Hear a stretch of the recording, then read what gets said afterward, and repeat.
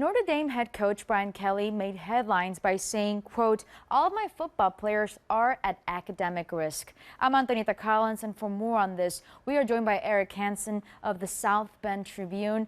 Eric, your reaction to Kelly's comments? Well, I asked him the question in light of, the academic dishonesty investigation kind of coming full circle. There's pretty much close to resolution with all 5 of the players.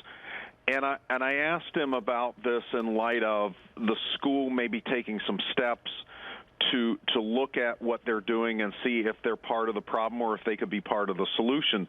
And I thought Brian Kelly did a really good job of putting into context what a Notre Dame football player really faces in a very competitive academic environment. When you throw all the demands of football on top of it, I thought his answer was very honest, and I think it's something that Notre Dame needed to look at rather than, putting their head in the sand. And also, Eric, in your story, Kelly very honest saying that the school needs to provide the resources to help their students succeed in the classroom. So what kind of resources does he mean? Yeah, that's a great question, Tony. I think a lot of people thought, well, there's academic supports in place. But you go beyond, tutoring and having supports in place to things like maybe how you structure the school year. Maybe instead of having 15 credit hours during a football season, you might look at a 12-hour semester when, again, you have the full football load, you have maybe 6 or 7 night games on the road where you're getting back at the 4 in the morning. Another way to maybe restructure it is maybe not pushing the student athletes through in 3.5 years and maybe letting them have a little bit longer window to complete their undergraduate work.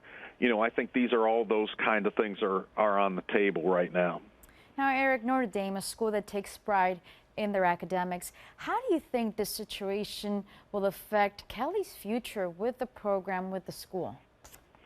Well, I think that he seemed very heartened that his school was taking this very seriously. Jack Swarbrick, the athletic director, was actually a co-chair of an at-risk academic committee that Father Jenkins, the president of Notre Dame, put together this offseason to look at these very issues. So I think he was very encouraged that there's going to be some answers, that there is some effort in this area, and that everybody's on the same page.